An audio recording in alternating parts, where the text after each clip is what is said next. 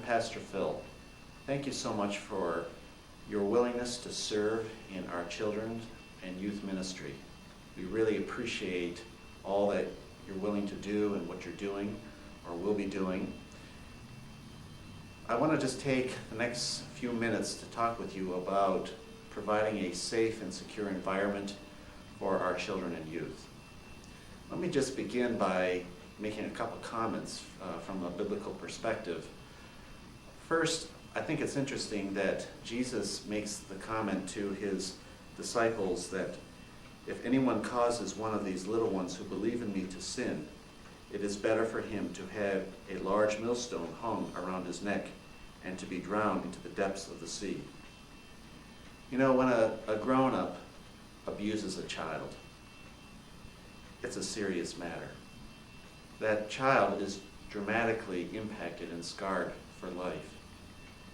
And many times, that child will be prone to destructive behavior as he or she grows up, and it is catastrophic. And Jesus takes that serious, and so should we. The other thing I find interesting is that Jesus tells his disciples before he sends them out on a ministry tour to actually be as wise or as shrewd as snakes and as innocent as doves. In other words, ministry is being conducted often in an evil context, in an evil world. And what that means is that we shouldn't do ministry with naivety. We need to use common sense and be careful in how we conduct ourselves. So having said that, as we make disciples of boys and girls and of students, disciples of Christ, as we do that, as we win them, as we build them, as we equip them, we want to make sure that we do it in a very safe and secure environment. So what the church has put together is a protection policy for our children and youth ministries to help fulfill that goal. And what I want to do in the next few minutes is just highlight three things about this protection policy and to give some practical counsel and advice concerning each area that would be helpful for you as you serve in your ministry. First of all, I want to talk about the whole matter of screening staff. Every person who works in one of our church-sponsored programs with kids and youth needs to complete an application. That application will include references. It will ask you a few questions. It will also ask you to sign an authorization to do a background check, as well as sign that you agree to follow our safety guidelines. So that's the first thing.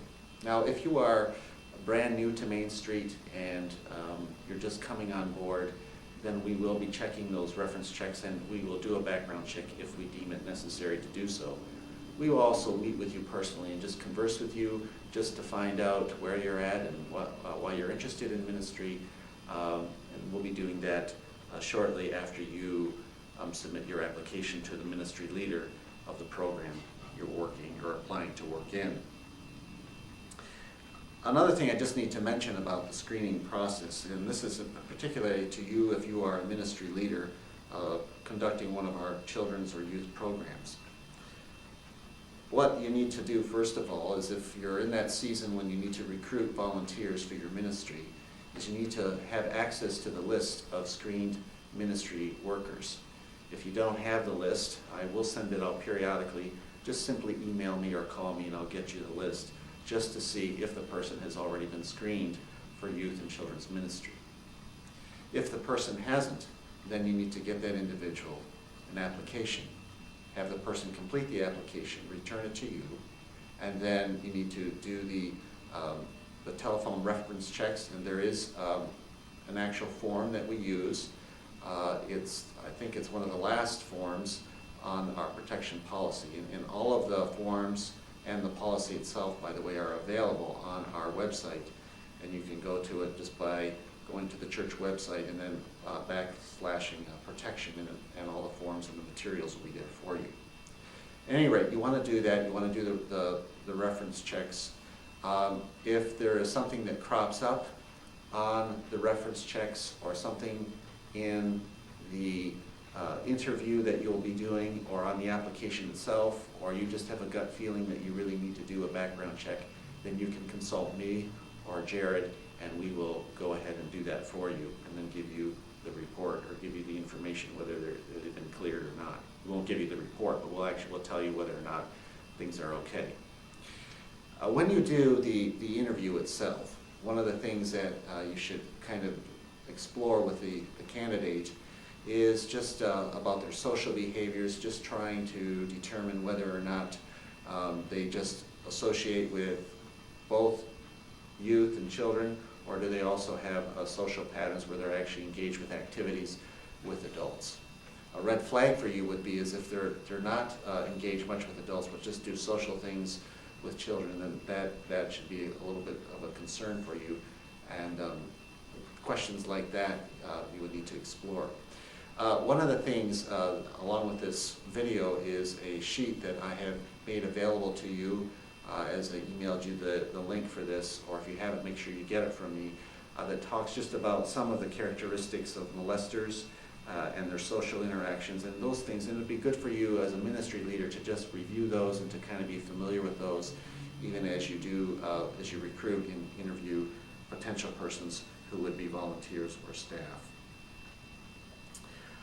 Also, would want to just mention pertaining to the screening process that in a classroom setting or type situation, you may have a helper, a supporting one who maybe is filling in or substituting for a one-time thing that's not screened. As long as you have at least one person who is screened and has gone through this process, that's all right. Now, if that helper is going to be serving consistently, then he or she should go through the screening process.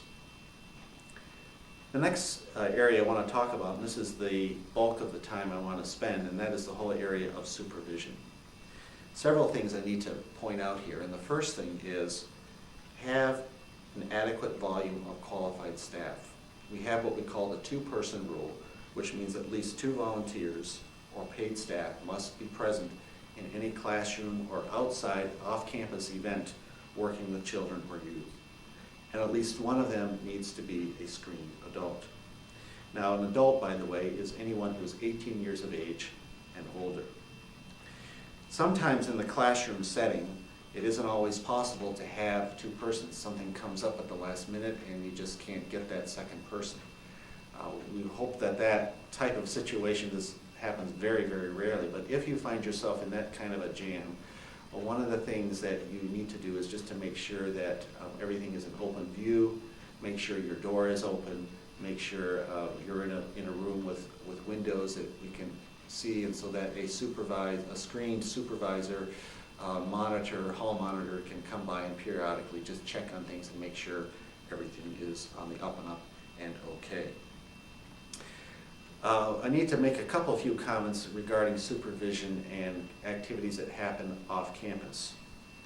Again, you need to have 2, in this situation, you actually need to have 2 screened adults for any kind of activity that is off campus. When you're using the church van, the person driving should be either a guardian or the parent, or a screened adult, and another screened adult should be there with you in the van as you're transporting young people from one place to the next. If you're going to do an overnighter or a retreat, you need to have 2 screened adults for co-ed situations, one of each gender. If you're doing an event that is of the same gender, then you need to have 2 screened adults of the same gender.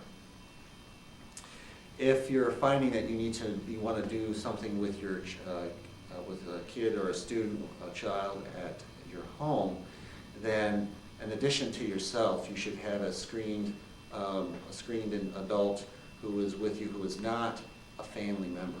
And the reason why we're saying that is simply because in the court of law, if there was ever a problem, it wouldn't be a credible witness to have another family member. It should be really somebody who is not of your family that is working with you, and that protects you as well as protects the child.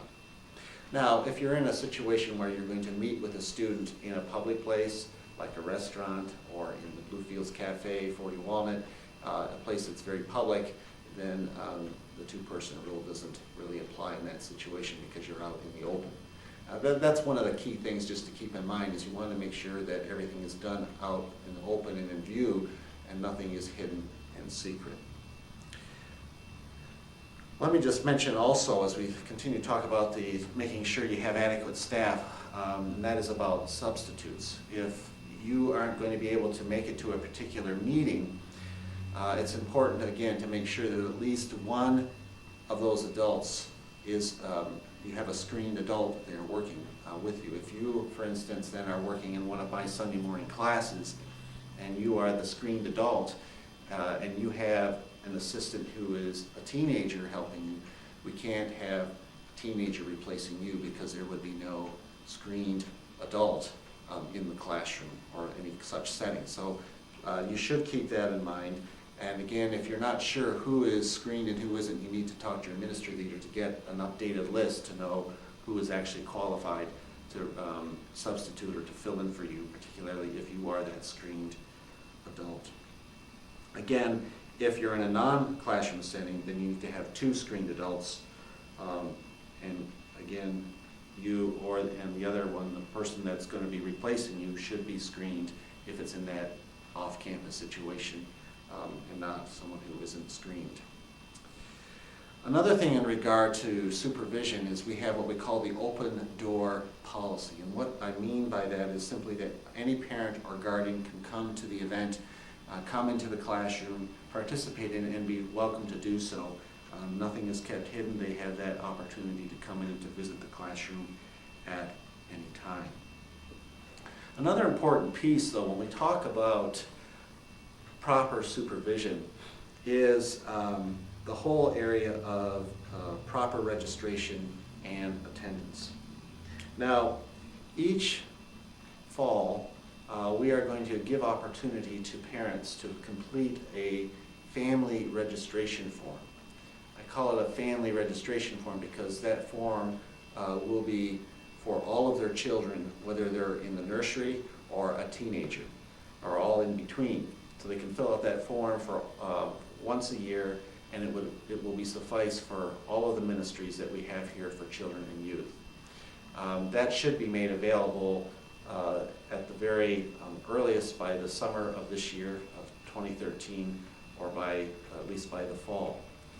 Basically what will happen is they will complete the front page, which will be an introductory page, and then they will fill out pages 2 and 3 separately for each one of their children. Then what will happen is that gets submitted to the church office, and then it will be distributed to the respective ministries for each child as appropriate.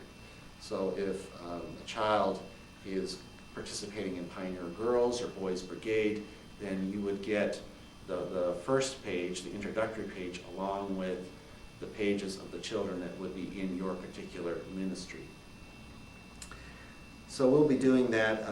Now, one of the other things I should just mention about that form is Part C, which is actually page 3 of the form, is the medical release form. That medical release form would not be necessary for any program that is conducted here on campus. For instance, cricket school wouldn't, parents have their children in the cricket school with the mom's ministry, they wouldn't need to really fill out Part C. The Sunday morning classes, it wouldn't be necessary. But whenever there's going to be an off-campus event, you're going to be transporting children, you're going to do an overnighter, that Part C needs to be completed. And so the good thing is if we have parents do that at the front end of the school year, then it's accomplished for the youth ministry or a brigade event or whatever it might be, and then we have that taken care of. The other thing I want to mention is just the weekly meetings, or however often you meet, is to make sure that you're taking faithful and good attendance and making sure every child and young person is signed in and you are keeping track of who's actually under your care during the time of the event. It's extremely important to do this and to make sure that you're taking attendance or having a proper sign-in system. The Education Committee will continue to work with the respective ministries to make sure we have that in place. If you're working, for instance, on a Sunday morning class, it's really important that you check the sign-in sheet to make sure that it matches how many children you have in the classroom. The same would be true for cricket school or for brigade or Pioneer Girls. You want to make sure that you have everybody properly checked in and you know who is under your care. One of the things I would just say that could be done is whoever is the assistant, the supporting staff, that could be one of their key pieces and key roles, since often the teacher or the lead person is engaged in many other activities and doesn't have the luxury of going and checking it. That's one of the key things that a supporting staff person can assist in doing, is keeping track of that and making sure that everybody is properly signed in.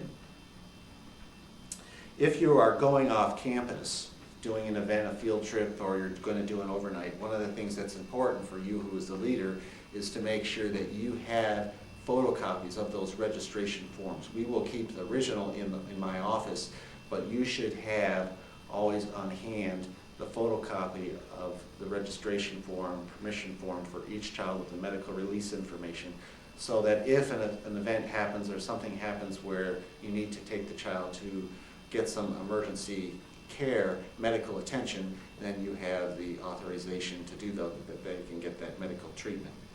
So keep that in mind. If you have further questions, please contact me or Pastor Jared concerning that. Another area we need to talk about concerning supervision is modeling and enforcing proper behavior. Now, some of the things I'm going to share in the next few moments admittedly might insult your intelligence, so please pardon me, but I really need to say these things just because we can't assume anything, and we want to make sure everybody knows clearly, explicitly, what is proper and what is not.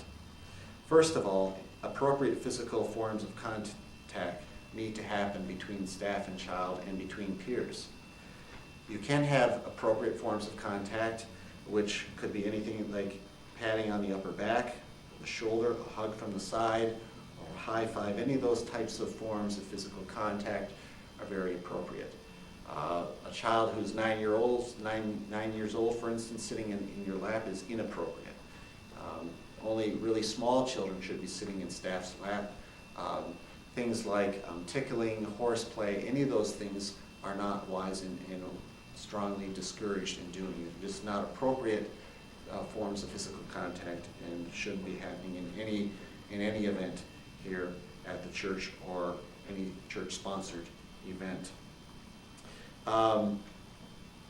You should also remember when we're talking about physical contact that if a child has been abused, that child sometime in the past, and that child very well may interpret any kind of physical contact as inappropriate and considered as sexual. So if you see the child is resisting even what we would classify as appropriate form of contact, physical contact, and they're withdrawing, then don't force the issue by any means. Also, any type of corporal punishment is inappropriate and unacceptable. There should be no type of shaking. You shouldn't grab a child. The only time you should use a physical force in a disciplinary thing is if the child is in danger, and you would simply carefully hug the child or wrap the child around in your arms to keep them from flailing or hurting somebody else.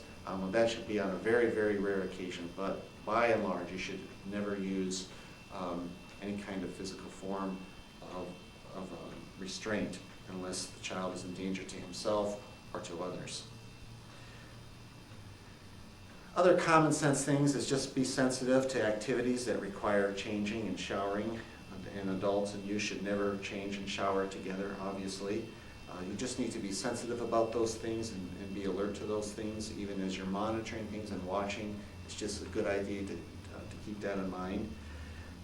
If you see another young person demonstrating inappropriate physical contact, you should speak to the child, but also speak to your ministry leader immediately.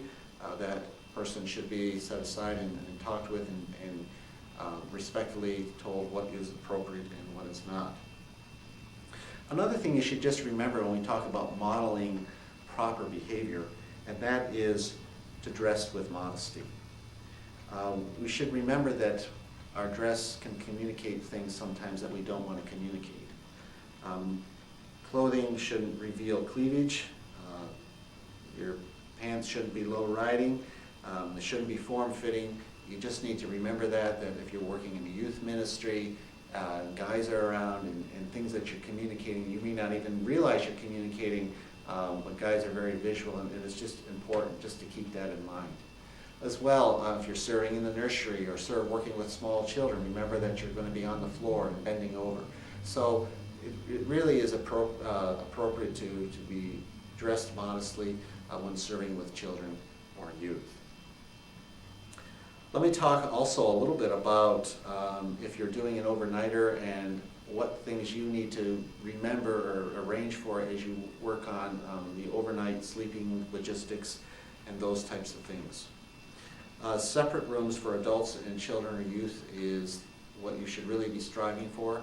There are occasions sometimes where a facility doesn't have enough rooms, so you will need to have an adult sleeping in the room. If that happens, which we hope doesn't, but if it does, then the adult should be in a separate bed. You should be doing random hall checking with two screened adults of the same gender of whom you're checking the rooms on. You shouldn't be doing that alone, but there should be periodic checking of the students throughout the night in that fashion. So those are just a few things to remember about your overnight accommodations when you're doing a retreat or an overnighter. When you're transporting kids, remember that you should stick with the designated route and not alter from that route unless there's a really good reason for it, but you should really stick to the designated route. And the other thing is just to make sure that every child is fastened or student is fastened their seat belts. If you're transporting younger children and they need car seats, make sure they have the right car seat according to the New York State law regulations of the Department of Motor Vehicles. Those types of things are just important to keep in mind. The last area I need to speak about is to talk about the whole area of reporting accusations. If there comes a time when something arises that looks suspicious, what do? We have guidelines in place, and I want to just briefly review those guidelines for you. The first thing you would want to do is to immediately remove the accused individual from the child or youth that's in danger. And then immediately notify your ministry leader and or the supervising pastor. Again, any ministry that is from infancy up through 6th grade would be under my jurisdiction, and any ministry from 7th to 12th grade would be under Jared's jurisdiction. So those are the two key supervising pastors. Occasionally Ken might be considered that as well if he's involved in the event, but normally it's us two men who would be the supervising pastors. Obviously, if we're not always around, so whoever your ministry leader is, that is the most likely person you're going to go to first. They're going to immediately contact me, or I might be in the building, or Jared, and would be immediately on hand to help with the situation.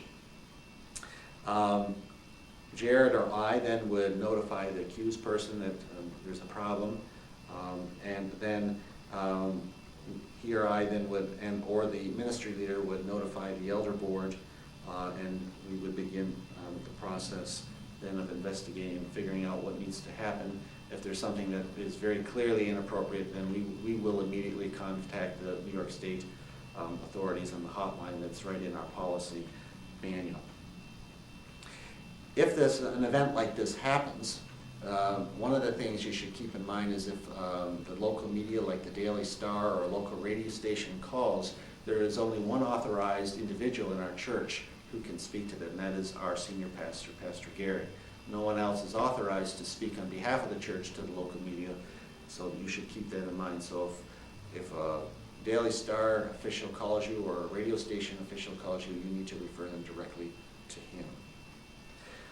When we think about reporting accusations, of course, one of the questions is, well, how do I know if an abuse is taking place? First of all, let me just give you a few definitions of abuse.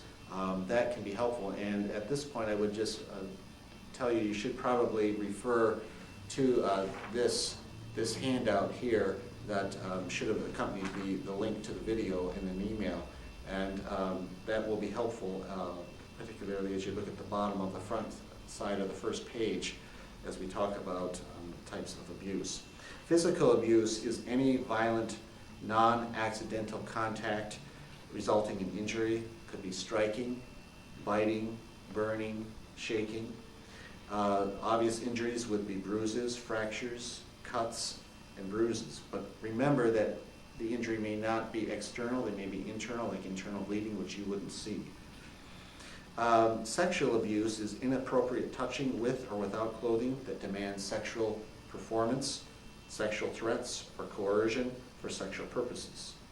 Now here is where I want you to look at the sheet that should be attending this video, and you will see that under sexual abuse there are sexual abuse that's classified as non-contact, not physical per se, but is very much classified as sexual abuse, whether it's viewing pornography to a child, or exposing oneself to a child, or texting or instant messaging things that are inappropriate.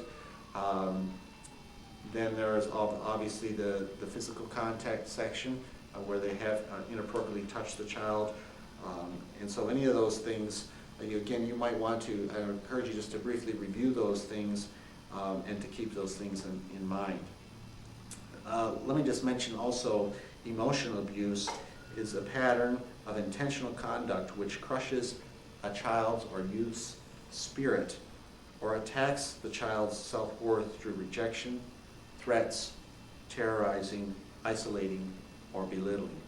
Any of those things can be very traumatic to a young person, and if we see anything like that happening in an event, that should be immediately reported to the ministry leader or the supervising pastor. The other thing I would just mention is on the reverse side of the sheet, you will see physical signs or behaviors or mental stress signs, and these are things that clues that a child has been abused.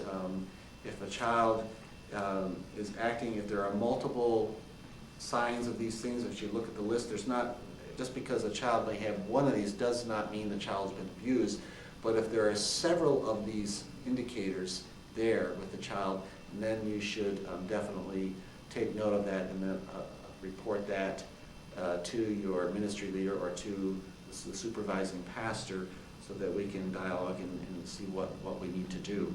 But I would encourage you to take a few minutes to read through this handout and just be familiar with it, because those are some of the things that can help you. I mean, obviously if a child actually says he or she's been abused, that's the most obvious sign that we need to do something.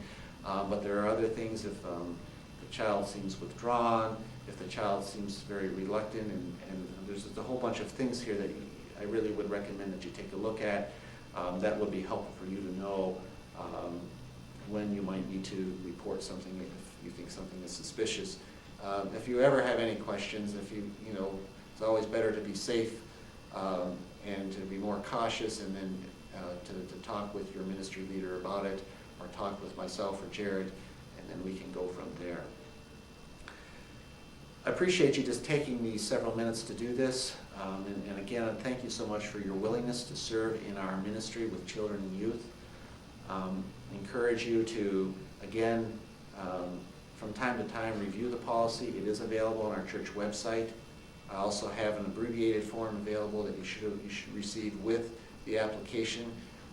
If you've lost it or you can again always go to our church website and get it there on the protection page. You won't find it on the church menu. You'll actually have to, oh yeah, I guess you do. Yes, it is on the church menu, church website menu. If you just click onto protection, it should bring up all the materials there for you.